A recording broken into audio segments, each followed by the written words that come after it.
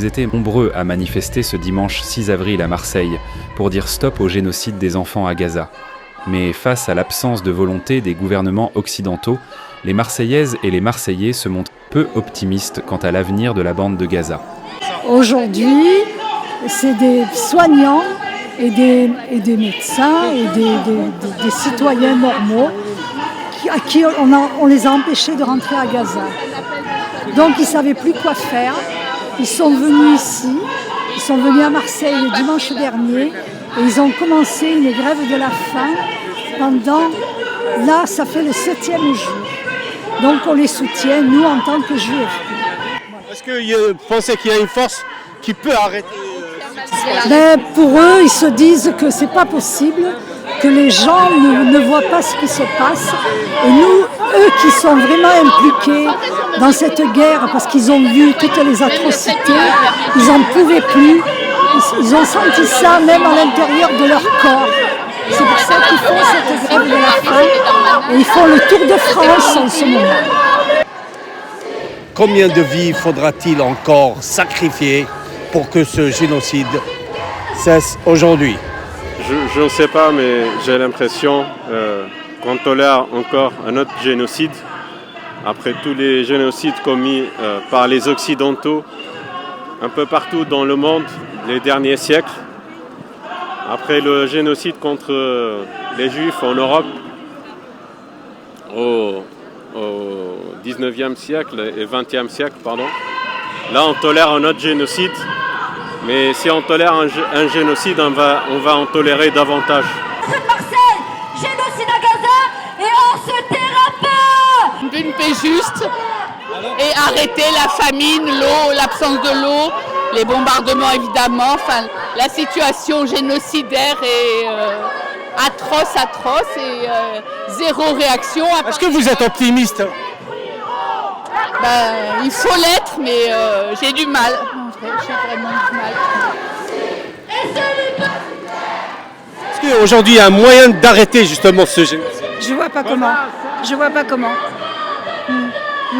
Brandir le drapeau, pour moi, c'est la seule manière que j'ai à ma disposition. Je vois pas comment arrêter.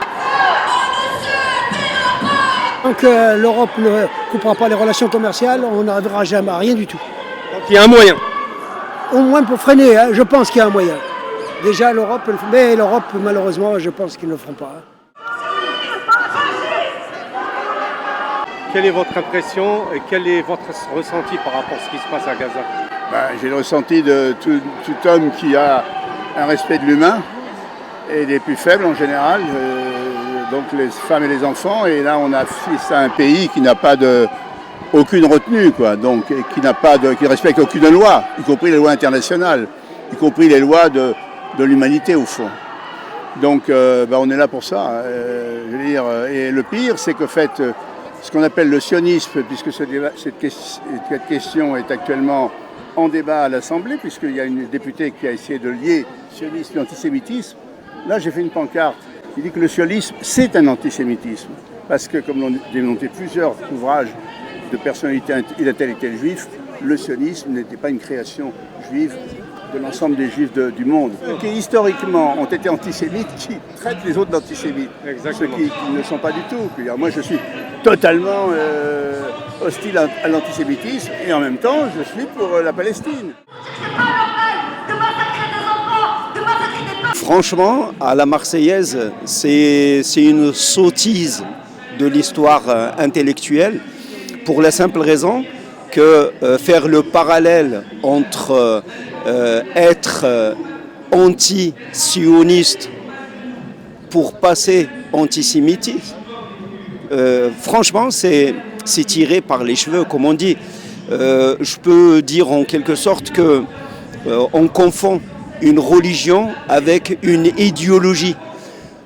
On confond une appartenance ethnique qui est le sémitisme avec des actes abjects commis par le sionisme et dire que faire le lien entre les deux, c'est une aberration historique pour dire au clair que chaque religion, malheureusement, attrape sa maladie.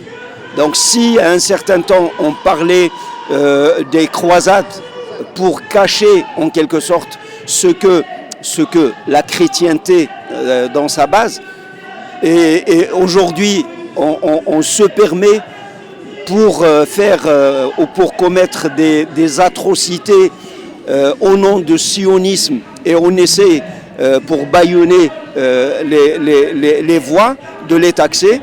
Je crois que c'est une aberration, et je crois qu'aujourd'hui les institutions à l'échelle internationale, à l'international, s'ils commettent ce lien, ils commettent une erreur historique. Moi je crois une chose, ça change avec les gens qui sont là. Je donne un exemple. Si on dit que tous les politiciens sont pareils, tout le monde, on l'entend dans toutes les sociétés, comment expliquer que l'Espagne a changé, que l'Irlande a changé? C'est parce qu'ils ont écouté leur peuple, parce que le peuple est sorti. Tant que le peuple ne se manifeste pas, tant que les consciences ne se soulèvent pas, les politiciens ne vont rien faire. Donc l'équation elle est là, elle est toute simple. C'est à chacun de nous de prendre ses responsabilités. Est-ce qu'il veut changer ou pas? S'il ne veut pas changer, il peut regarder chez lui, à la télé, boire son café tranquille, aucun souci. Il faut hisser le drapeau palestinien. Nous sommes devant l'hôtel de ville de Marseille.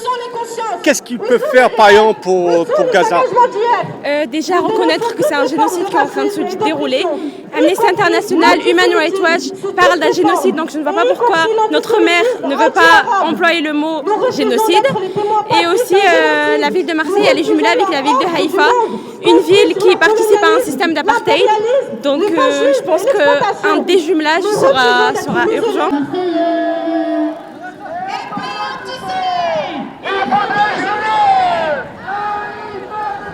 Un souhait. Un souhait, qu'il y a déjà que le génocide s'arrête, et que d'avoir plus de personnes, plus de mobilisation, plus de jeunesse aussi, plus de personnes qui seront là pour porter la voix des Palestiniens, plus des gens qui boycottent, qui dénoncent, et j'espère que le génocide s'arrêtera. C'est vraiment ce qui se passe dans la bande de Gaza. Ils n'ont plus rien à manger, ils n'ont plus rien à boire,